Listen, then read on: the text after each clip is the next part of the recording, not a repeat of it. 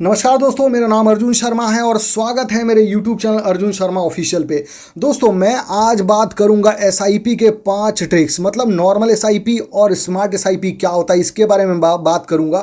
आज आपको 5 ऐसे तरीके बताऊंगा, 5 ऐसे ट्रिक्स बताऊंगा जिससे आपका जो एसआईपी रिटर्न है ना वो बहुत ज़्यादा बढ़ जाएगा। मतलब नॉर्मली जितना रिटर्न आपको मिलना चाहिए उससे बहुत ज़्यादा बढ़ जाएगा। दोस्तों, मैं आपको स्क्रीन पे पूरी कैलकुलेशन दिखाऊंगा आपको कि कैसे ये पॉसिबल है कि आप जितना रिटर्न एक्सपेक्ट कर रहे हैं अपने एसआईपी पे उससे कई गुना ज़्यादा आपको रिटर्न मिल सकता है अगर ये 5 ट्रिक्स आपने फॉलो कर लिया तो दोस्तों, अगर आप चैनल पे नए हैं तो प्लीज़ चैनल को सब्सक्राइब कर लीजिएगा और वीडियो को लाइक कर दीजिएगा। तो दोस्तों, चलिए वीडियो शुरू करते हैं। पहला ट्रिक्स जो है वो ये है कि आपको लमसम इन्वेस्टमेंट करना चाहिए व्हेन मार्केट इज़ डाउन। इसका मतलब ये है कि सपोज कीजिए आपका किसी म्यूचुअल फंड में ना एसआईपी चल रहा है, वो एसआईपी लंबे टाइम से आप चला रहे हैं, लेकिन अगर मार्केट में डाउनफॉल आ गया है, मान लीजिए कि मार्केट में ना क्रैश हो गया है, मार्केट बहुत ज़्यादा नीचे चल रहा है, तो उस समय क्या करना है, उसी म्यूचुअल फंड में जिसमें एसआईपी चल रही है उसी पे आप क्लिक करेंगे ना, आपके पास लमसम का इन्वेस्टमेंट का ऑप्शन आएगा। तो उससे क्या करेंगे, आप ना उसमें लमसम इन्वेस्टमेंट कर देंगे तो एसआईपी करते करते जितना आपका अमाउंट इन्वेस्टेड हो रखा है ना वो इन्वेस्टेड अमाउंट और बढ़ जाएगा, मतलब और बड़ा अमाउंट हो जाएगा। और उसके बाद क्या होगा, जब मार्केट करेक्ट होगा, मार्केट मतलब दोबारा नॉर्मलाइज होगा, ऊपर जब मार्केट आएगा तो आपका जो टोटल एसआईपी की वैल्यू है, मतलब टोटल जो इन्वेस्टमेंट अमाउंट है ना वो बहुत बड़ा हो जाएगा, बहुत अच्छा उसमें रिटर्न दिखेगा आपको। तो ये दोस्तों पहला तरीका है। दूसरा क्या तरीका है, दूसरा मैं बताता हूँ आपको। दूसरा ये है लॉन्ग टर्म इन्वेस्टमेंट। दोस्तों, ये बहुत ज़्यादा ज़रूरी है, इसको तो मैं बाकायदा आपको कैलकुलेट करके दिखाऊंगा कि लॉन्ग टर्म इन्वेस्टमेंट क्यों करना चाहिए हमें एसआईपी में। देखिए, सबसे बड़ी बात यह है कि आप जब एसआईपी में इन्वेस्टमेंट करते हैं ना, सपोज कीजिए मैं आपको दिखाता हूँ कैलकुलेटर पे इसको कैसे करते हैं। तो मैं दिखाता हूँ एसआईपी कैलकुलेटर में कि लॉन्ग टर्म इन्वेस्टमेंट का क्या फ़ायदा होता है। सपोज कीजिए 5,000 आप इन्वेस्टमेंट करते हैं लॉन्ग टर्म एसआईपी में, और देखिए मंथली यहाँ पर इन्वेस्टमेंट लिख दिया 5,000, एक्सपेक्टेड रेट ऑफ रिटर्न लिख दिया 12%, और टाइम पीरियड इसके अंदर ना मैं सपोज कीजिए 30 साल लगा देता हूँ। रुक जाइए,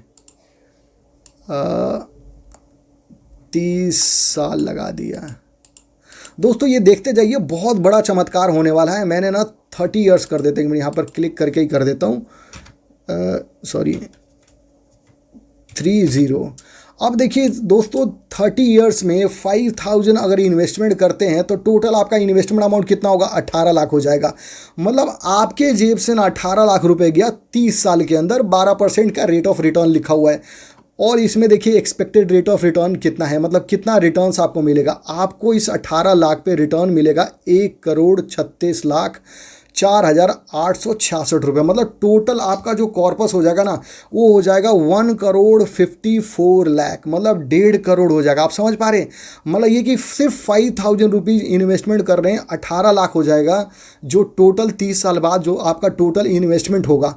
लेकिन आप सपोज कीजिए कि आपके पास ज़्यादा टाइम नहीं है, लेकिन पैसा आपके पास ज़्यादा है, आप ज़्यादा इन्वेस्टमेंट करना चाहते हैं लेकिन लॉन्ग टर्म के लिए नहीं करना चाहते, तब देखिए कितना फ़र्क पड़ेगा। अभी देखिए इसमें 1.5 करोड़ हो गया है। अब मैं सपोज कीजिए इसमें ना 15,000 कर देता हूँ, 15,000 कर दिया मैंने ये, और मैं टाइम ना ये कर देता हूँ सिर्फ 10 साल। ये देखिए 10 साल कर दिया। अब दोस्तों यहाँ पर देखिए सबसे बड़ी ये पकड़ने वाली चीज़ ये है कि 10 साल में आपका टोटल इन्वेस्टमेंट अमाउंट कितना जाएगा, 18 लाख। यानी पहले में भी 18 लाख था, इसमें भी 18 लाख है। मतलब आप 15,000 की आप एसआईपी कर रहे हैं, सिर्फ 10 साल के लिए कर रहे हैं, और एक्सपेक्टेड रेट ऑफ रिटर्न उतना ही मैंने रख रखा है 12%, और आपका टोटल इन्वेस्टेड अमाउंट कितना हो जाएगा, 18 लाख हो जाएगा। मतलब आपके जेब से फिर से 18 लाख रुपए निकल गए, लेकिन आपको रिटर्न कितना मिला, ये देखिए कितना बड़ा डिफरेंस है इसके अंदर। देखिए एस्टिमेटेड रिटर्न्स कितना आ रहा है, 15 लाख रुपए, यानी टोटल वैल्यू कितनी हो जाएगी, 33 लाख रुपए। इसका मतलब दोस्तों देख रहे हैं कि आपका अमाउंट तो 18 लाख इन्वेस्टमेंट हुआ, लेकिन आपकी टोटल वैल्यू कितनी बनी, सिर्फ 33 लाख रुपए। क्यों? क्योंकि आपने सिर्फ 10 साल दिया। और यही अगर आप इन्वेस्टमेंट करते हैं सिर्फ 5,000 रुपये, छोटा अमाउंट इन्वेस्टमेंट कीजिए लेकिन लॉन्ग टर्म के लिए कीजिए, और वो पैसा जो है करोड़ों में बदल जाएगा। तो इम्पॉर्टेंट ये नहीं है कि आप कितना पैसा इन्वेस्टमेंट कर रहे हैं, इम्पॉर्टेंट ये है कि कम पैसा ही इन्वेस्टमेंट कीजिए लेकिन लॉन्ग टर्म के लिए कीजिए, लंबे टाइम के लिए कीजिए। अब दोस्तों मैं लेके चलता हूँ तीसरे पे कि तीसरा क्या ऑप्शन है। देखिए तीसरा जो है हमारे पास, तीसरा ट्रिक है स्टेप अप इन एसआईपी। तो दोस्तों स्टेप अप इन एसआईपी का मतलब ये होता है कि आपकी ना एसआईपी सपोज कीजिए 5000 चल रही है मंथली। मैं दोबारा कैलकुलेटर पे लेके चलता हूँ क्योंकि ये भी मैं आपको कैलकुलेट करके दिखाऊंगा कि स्टेप अप करने से कितना ज़्यादा चेंज आता है, आपके एसआईपी में कितना ज़्यादा बदलाव आता है।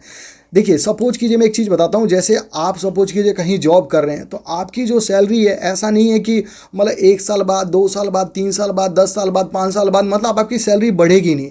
जाहिर सी बात है आपकी सैलरी बढ़ती रहेगी। तो आपकी जो एसआईपी जो आपने 5,000 का कर रखा है, ऐसा तो नहीं है ना कि 5,000 ही इन्वेस्टमेंट करते रहेंगे, आपकी सैलरी चाहे 50,000 हो जाए, 1 लाख हो जाए, आप एसआईपी तो बढ़ाएंगे ना। तो एसआईपी बढ़ाएंगे तो उससे कितना बड़ा फ़र्क पड़ने वाला ये मैं आपको दिखाने वाला हूँ। देखिए मैं दोबारा से यहाँ पर ना 5,000 लिख देता हूँ। ये देखिए 5,000 लिख दिया और मैंने अच्छा दूसरा कैलकुलेटर है इसके लिए। मैं देखिए यहाँ पर ना मंथली इन्वेस्टमेंट दोबारा मैं क्या करता हूँ 5,000 लिख देता हूँ। ये देखिए 5,000 लिख दिया और यहाँ पर एनुअल स्टेप अप लिखा हुआ है 10%। एनुअल स्टेप अप का मतलब होता है कि हर साल ना जब जब आपकी सैलरी बढ़ेगी तो आपका जो इन्वेस्टमेंट अमाउंट है 5,000 की, इसमें ना 10% आप बढ़ा देंगे। मतलब जैसे 5,000 है तो अगले साल क्या हो जाएगा, 10% बढ़ा देंगे तो आपका 500 रुपये यानी 5,500 की इन्वेस्टमेंट एसआईपी आपके पास जाएगी। तो इससे कितना बड़ा बदलाव होने वाला है वो मैं दिखाता हूँ आपको। ये देखिए एनुअल स्टेप अप 10% कर दिया। एक्सपेक्टेड रेट ऑफ रिटर्न मैंने इसमें भी 12% रख रखा है। दोस्तों सब में जो कैलकुलेशन का जो एक्सपेक्टेड रेट ऑफ रिटर्न रखा है ना वो सेम ही रखा है ताकि ईजी हो जाए आपको समझने में कि कितना ज़्यादा ये बदलाव हो रहा है सिर्फ एनुअल स्टेप अप चेंज करने से या फिर टाइम पीरियड चेंज करने से। अब मैं क्या करता हूँ इसमें ना दोबारा मैं 30 साल कर लेता हूँ ताकि आपको ईजी रहेगा कि पहले 1.5 करोड़ बन रहा था अब कितना बनता है।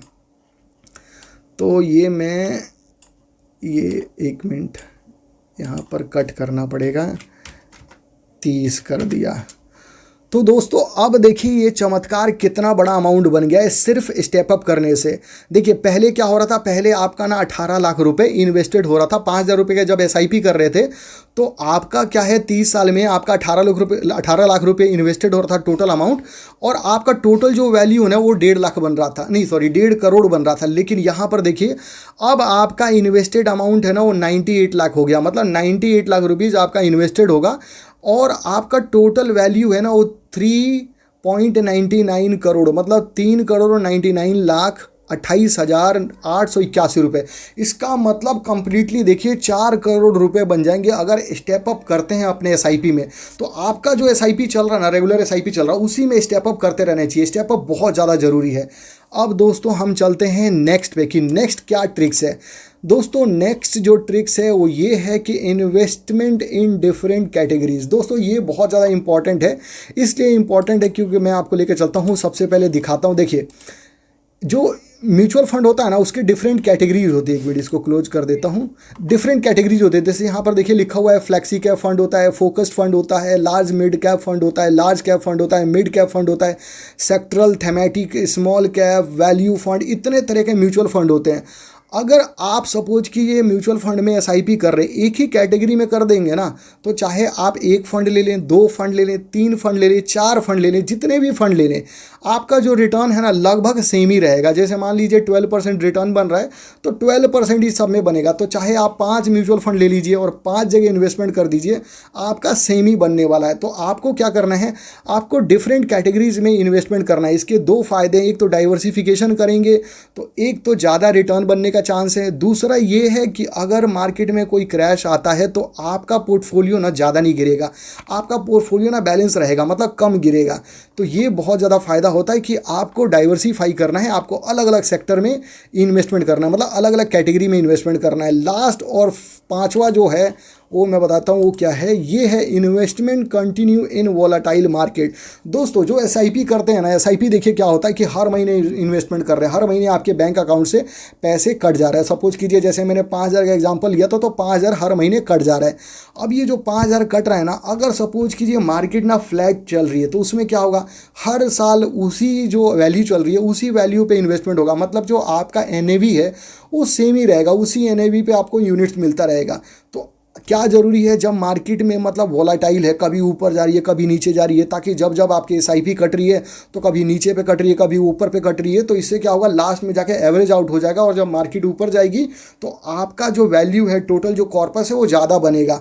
तो जब वो मार्केट में बहुत ज़्यादा वॉलेटिलिटी हो, बहुत ज़्यादा मतलब क्रैश या उतार चढ़ाव हो रहा है, तो उस समय आपको अपनी एसआईपी नहीं रोकनी है, अपना पैसा नहीं निकालना है, अपनी एसआईपी बिल्कुल स्टॉप नहीं करनी है, आपको इन्वेस्टेड रहना है उसके अंदर, एसआईपी कंटिन्यू रखना है।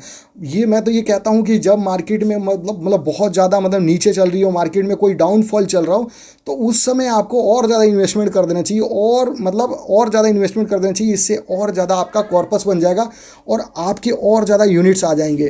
तो दोस्तों यही था 5 तरीके, 5 स्मार्ट ट्रिक्स मतलब जो एसआईपी के, जिससे आपका जो टोटल वैल्यू है ना एसआईपी का वो बहुत ज़्यादा हो जाएगा। मतलब आपका टोटल जो रिटर्न्स है वो नॉर्मल एसआईपी के अकॉर्डिंग देखा जाए तो बहुत ज़्यादा अच्छा खासा बन सकता है।